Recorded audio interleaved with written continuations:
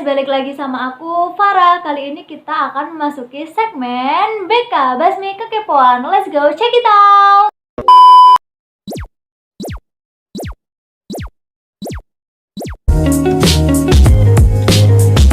Di segmen kali ini kita akan membahas tentang politik. Oke, yang pertama kita akan membahas tentang kelompok kepentingan. Oke, kira-kira apa sih kelompok kepentingan itu? Kelompok kepentingan itu adalah kelompok sosial yang mereka itu tugasnya atau perannya mereka itu adalah untuk menekankan kebijakan pemerintah. Misalnya aja kayak gini, maksudnya menekankan tuh gimana ya? Maksudnya itu biar namanya juga di negara Indonesia aja nih ya, itu kan merupakan negara demokrasi. Demokrasi itu kan kekuasaan tertinggi berada di tangan rakyat. Nah, kalau nih kelompok kepentingan ini tuh tidak ada, otomatis kebijakan-kebijakan pemerintah itu tidak akan ada yang menyangkal. Misalnya aja nih, tentang buruh, mereka memiliki persatuan buruh gitu kan. Nah, misalnya aja nih, buruh-buruh tersebut tidak terima dengan kebijakan pemerintah, misalnya gajinya diturunin. Nah, mereka bisa protes. Nah, disitulah kebijakan pemerintah itu akhirnya bisa berubah, karena juga pemerintah Indonesia yang dimana negaranya itu demokrasi, mereka juga harus bisa menampung aspirasi rakyat atau menampung pendapat-pendapat rakyat dan keluhan-keluhan rakyatnya, dan pemerintah juga harus bisa memikirkan bagaimana kedepannya baiknya. Nah, kelompok kepentingan itu bertujuan untuk itu tadi, menekankan untuk mempengaruhi kebijakan pemerintah tersebut. Nah, ini nih, kelompok kepentingan itu dibagi menjadi dua, yaitu kelompok kepentingan publik dan kelompok kepentingan privat. Oke, kita akan bahas yang privat dulu. Kira-kira apa sih kelompok kepentingan privat? Jadi, kelompok kepentingan privat itu adalah untuk memperjuangkan hak-hak anggotanya atau untuk memperjuangkan para anggotanya dalam hal-hal tertentu. Misalnya aja nih, pengacara, dokter, guru, dosen, dan lain sebagainya. Kalau kelompok kepentingan publik itu mempengaruhi pemerintah itu lebih untuk agar pemerintah itu melakukan tindakan atau melakukan sesuatu yang pada akhirnya itu bisa menguntungkan bagi publik atau bisa menguntungkan bagi masyarakat. Jadi kelompok kepentingan publik ini bukan hanya untuk mensejahterakan anggotanya, bukan hanya demi anggotanya, tapi demi publik atau secara luas. Mereka membela secara luas, mereka mengajukan aspirasi mereka agar pemerintah melakukan suatu tindakan yang mereka inginkan agar dapat menguntungkan banyak orang atau dapat menguntungkan publik. Contohnya saja seperti pendidikan, perempuan, ketenagakerjaan, dan lain sebagainya. Nah, coba kalian pikirin, gimana ya kira-kira kalau sampai kelompok kepentingan itu tidak ada? Kalau misalnya sampai kelompok kepentingan itu tidak ada, berarti kalau kayak gitu nggak akan ada dong yang namanya kelompok sosial yang memberikan tekanan kepada pemerintah agar merubah kebijakannya. Nah, kalau kayak gitu sama aja ini bukan negara demokrasi. Karena kenapa? Karena kalau nggak ada kelompok kepentingan berarti semuanya mengikuti pemerintah dong. Semuanya karena nggak ada lagi kelompok yang misalnya bisa protes, atau misalnya kelompok-kelompok tertentu yang membela aspirasi publik gitu ya. Nah, kalau kayak gitu berarti kebijakan pemerintah bakal mulus-mulus aja, terus rakyat bakal mengikuti semuanya tanpa ada yang protes. Kalau kayak gitu tuh kan berarti kan termasuk dalam negara yang sistem pemerintahannya bukan demokrasi, sedangkan di Indonesia itu sistem pemerintahannya demokrasi. Jadi namanya demokrasi, kekuasaan berada di tangan rakyat. Oke, walaupun bisa kayak gini ya, misalnya tanpa kelompok kepentingan pun, misalnya ada perorangan gitu ya, perorangan yang misalnya protes nih, protes tentang misalnya dia tidak setuju dengan satu peraturan pemerintah. Tapi kalau dipikir secara logika, ketika cuma satu orang itu saja yang memberikan kritikan, pasti tidak akan digubris. Karena kenapa? Karena dibandingkan berjuta-juta warga yang protes hanya dia saja. Dan kira-kira masuk akal nggak sih kalau misalnya itu digubris dan langsung merubah peraturannya? Bahkan yang udah ada kelompok pemerintahan aja tuh ya, itu harus sampai ada demo. Tahu kan yang waktu Omnibus Law itu, banyak mahasiswa yang sampai turun ke jalan, mereka melakukan demo, banyak buruh-buruh juga yang sampai turun ke jalan, sampai ada kericuhan besar, yang emang kelompok-kelompok kayak gitu aja memberikan aspirasi aja itu masih susah gitu, masih harus ada drama ini, ada drama itu. Nah, apalagi kalau cuma perorangan, itu bener-bener kalau secara logika itu tuh bener-bener nggak akan deh kalau misalnya digubris. Oke, digubris misalnya, oke, diterima masukannya. Tapi kan pemerintah merasa aman karena dari berjuta-juta warganya hanya dia. Nah, kalau gimana sih Kak kalau misalnya 2 orang, 3 orang, 4 orang? Nah, kalau misalnya lebih dari 1 orang, bisa ada 2 orang, 3 orang, 4 orang, 5 orang, 6 orang, itu sama aja udah kelompok. Jadi mereka sudah membentuk kelompok, makanya itu diperlukannya adanya kelompok kepentingan, ya karena itu tadi, untuk membela atau untuk mensejahterakan anggota-anggota dalam kelompok itu, yang kalau kelompok privat. Tapi kalau misalnya kelompok publik itu untuk mensejahterakan publik gitu, membantu mewakilkan publik atau masyarakat. Oke, yang selanjutnya kita akan membahas tentang pemilu. Kira-kira apa sih itu pemilu? Oke, pemilu, pemilihan umum. Nah, pemilu ini merupakan sarana pelaksanaan kedaulatan rakyat. Maksudnya gimana sih? Ya, maksudnya itu adalah sarana agar rakyat itu bisa ikut berpartisipasi dan ikut melaksanakan kegiatan politik secara langsung dengan pemilihan pemimpin yang baru dalam politik. Misalnya aja kayak pemilihan presiden, pemilihan DPR, DPRD, pasti ada yang namanya pemilihan umumnya. Nah, terus kira-kira apa sih tujuan diadakannya pemilu? Yang pertama, untuk mewujudkan hak rakyat dalam bidang politik. Hak apa sih? Ya hak untuk memilih. Hak mereka untuk memilih siapakah kandidat, misalnya kandidat presiden yang pantas untuk memimpin negara ini di periode selanjutnya. Nah, di situ hak mereka bisa tersalurkan, aspirasi mereka bisa tersalurkan. Nah, tujuan yang kedua adalah untuk memilih wakil presiden, terus Dewan Perwakilan Rakyat yang akan duduk mewakilkan rakyat, dan lain sebagainya. Yang ketiga adalah untuk mengganti pemimpin dalam pemerintahan, tapi menggantinya itu secara damai, aman, tertib. Karena kan udah voting satu-satu ya, jadi nggak akan ada tuh yang namanya kericuhan-kericuhan. Terus, yang keempat adalah untuk melaksanakan kedaulatan rakyat.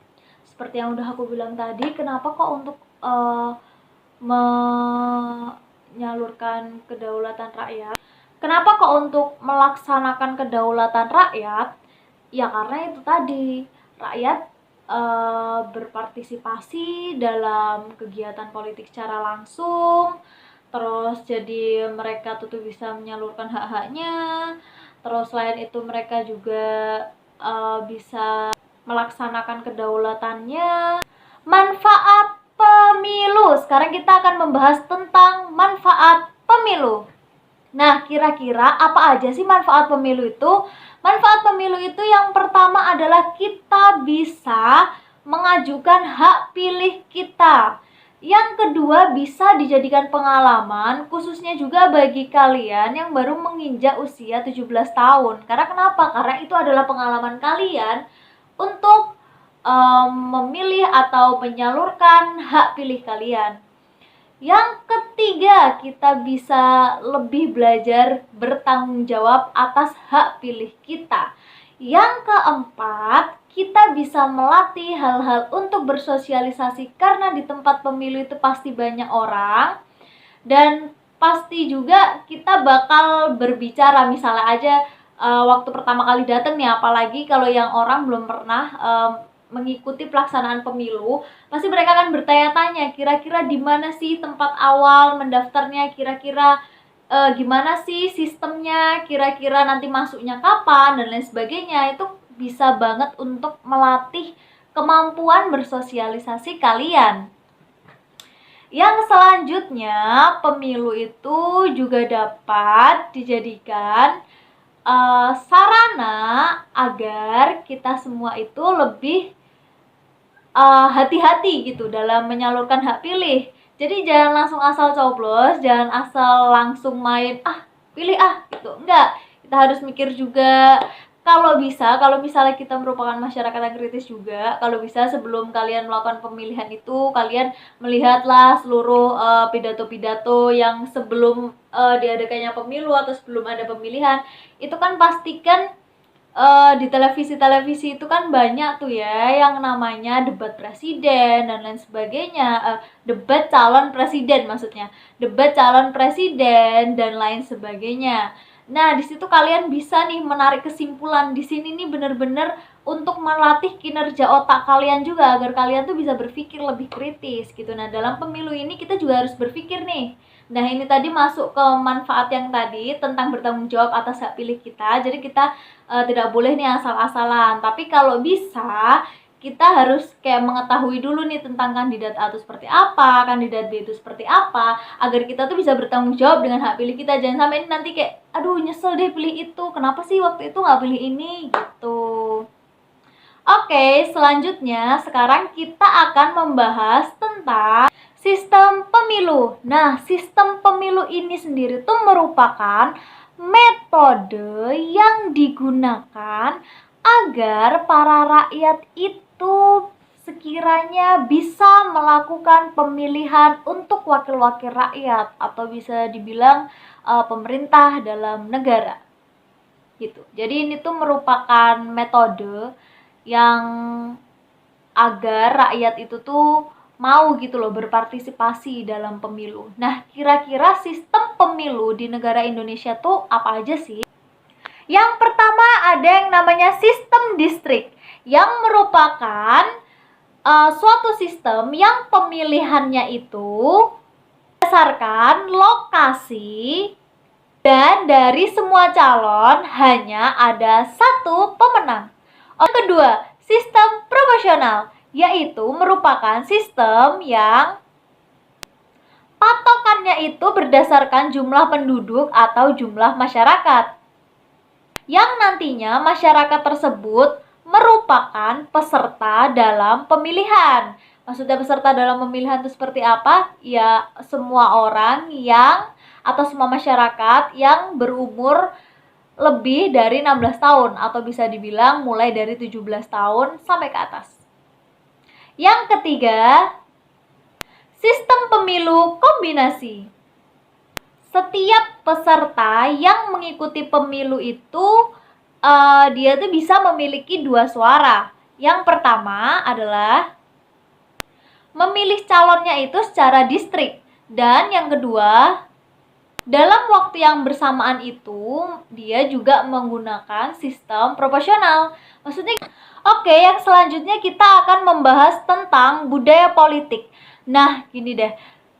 Dari kata, kira-kira apa sih budaya politik itu? Jadi bisa kita ambil dari dua kata, ada budaya dan politik. Dan budaya itu sendiri tuh artinya itu adalah suatu pola kebiasaan masyarakat yang ya mereka tuh terus-terusan melakukan pola itu, dan itu tuh udah terjadi dari lama. Jadi budaya itu tuh ya emang udah melekat dalam diri individu itu masing-masing dengan budaya mereka masing-masing. Sedangkan politik itu merupakan suatu kegiatan untuk kehidupan bernegara. Jadi bisa dibilang kalau budaya politik itu merupakan pola kehidupan masyarakat dalam kegiatan bernegara. Oke, kali ini kita akan membahas tentang kira-kira apa sih pengaruh dari budaya politik itu terhadap perkembangan bangsa Indonesia, atau apa sih pengaruhnya, kira-kira berpengaruh atau enggak? Iya, itu berpengaruh. Karena kalau misalnya kita lihat sendiri dalam Indonesia itu ada yang namanya budaya politik partisipan, yang di situ tuh masyarakatnya itu tuh ya menyelesaikan masalah secara damai, secara dengan musyawarah, terus juga aktif dalam pemilu, terus juga jarang ada pelanggaran hukum, terus juga mereka tuh juga menegakkan keadilan, dan itu tuh bener-bener bisa selaras banget gitu ya kalau itu terus dilakukan. Akan tetapi di Indonesia tuh juga ada yang namanya budaya politik yang kaula, yang dimana budaya politik ini merupakan budaya politik yang masyarakatnya tuh suka golput, atau kalau ada pemilu tuh tidak mengikuti pemilu, sedangkan negara kita ini adalah negara demokrasi, terus masyarakatnya itu juga disiplin, terus mereka tuh menganggap bahwa masalah negara itu diselesaikan oleh pemerintah. Nah, kadang-kadang tuh budaya-budaya kayak gini nih, yang kadang-kadang yang satunya itu berjalan oke lurus sesuai dengan apa budaya politik yang ada di Indonesia, yaitu budaya politik yang ada di Indonesia yaitu demokrasi, itu kan sesuai dengan yang partisipan. Tapi nih yang kaula ini rada melenceng gitu. Dia tidak menjalankan demonstrasi tersebut, maksudnya demonstrasi tersebut. Nah, dengan kayak gitu kan itu benar-benar mempengaruhi ya. Kalau misalnya dua-duanya nih bisa jalan secara selaras, mungkin negara kita tuh bisa sedikit demi sedikit bisa berkembang, lebih maju. Tapi juga di sini di samping itu tuh juga harus ada nih juga dari pemerintah, yang kadang kan ada juga ya, tidak dibungkiri, ada juga pemerintah yang kayak korup dan lain sebagainya, yang melakukan tindak-tindak kejahatan secara ya seperti korupsi, terus juga ada yang kayak modelan pemerintah yang seenaknya sendiri, tidak mendengarkan aspirasi rakyat dan lain sebagainya. Itu tuh jadi tidak berjalan dengan imbang gitu. Jadi ini kayak berpengaruh, bener-bener kayak mempengaruhi banget ya. Coba kalau misalnya demokrasi itu berjalan adem ayem, terus habis itu budaya politik dalam budaya yang seharusnya dalam politik itu benar-benar bisa dirubah menjadi ya mengikuti demonstrasi ini. Misalnya pemerintah itu tuh adil, pemerintah itu jujur, pemerintah itu tidak korup, terus pemerintah itu bisa menampung aspirasi rakyat, bisa berikan solusi atas apa yang dikeluhkan oleh rakyat. Mungkin dengan begitu negara kita bisa sedikit demi sedikit akan menjadi negara yang berkembang.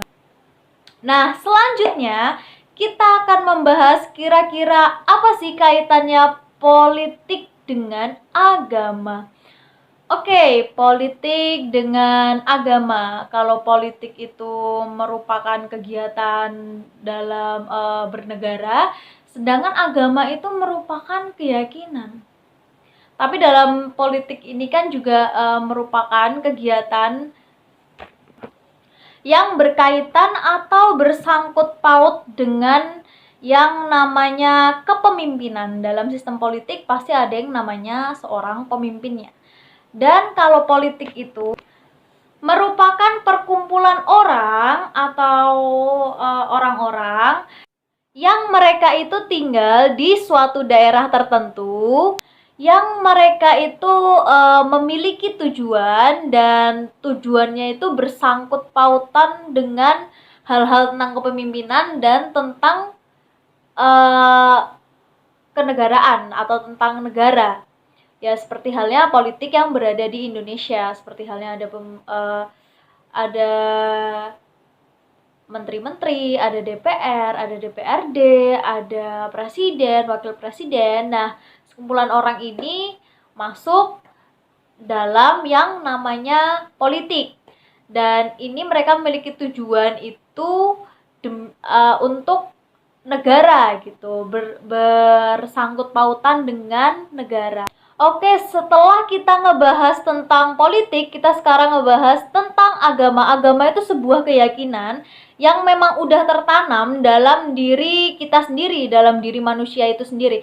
Kira-kira ada nggak sih kaitannya agama sama politik? Tentu ada kaitannya. Seperti halnya agama itu kan pasti mengajarkan tentang kebaikan-kebaikan, akhlak, perilaku, pegangan hidup dan lain sebagainya.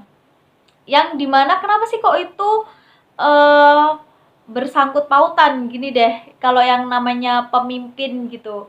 Nah, ketika mereka tuh merupakan pemimpin yang tidak beragama, maka otomatis negara itu tuh juga peraturannya tuh ya seenaknya dia, apa yang dia anggap benar ya benar, apa yang dia anggap salah ya udah salah gitu. Jadi dia kalau dalam agama itu tuh kayak peraturannya tuh lebih terperinci gitu. Misal aja kalau dalam agama Islam ya, kayak mencuri itu tidak baik, berjudi itu tidak baik, terus main hal-hal yang mengambil keuntungan secara langsung, secara ilegal itu juga tidak baik.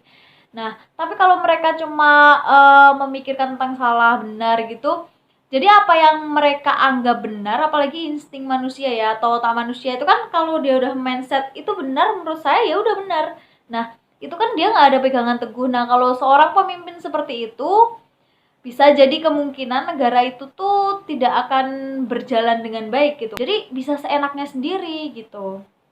Nah, yang kedua misal aja kalau kayak Islam ya, Islam tuh kan juga mengajarkan untuk kita sebagai pemimpin atau khalifah, terutama untuk kaum laki-laki, dan itu pun juga kepemimpinan itu berhubungan dengan agama.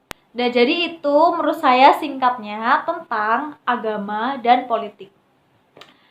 Nah, selanjutnya saya akan membahas tentang kira-kira apa sih hubungannya politik dengan media massa. Kalau ini oke, politik dan media massa. Ini sangat berhubungan erat dan berhubungan yang penting banget.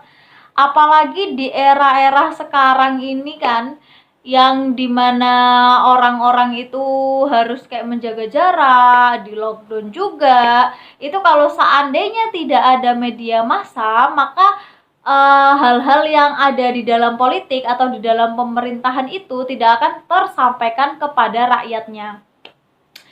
Dalam spesifikasi tidak akan tersampaikan secara luas.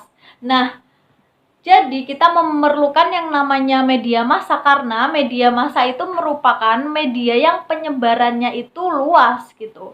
Jadi kalau misalnya menyebarkan suatu informasi tanpa menggunakan media massa itu jauh lebih lama.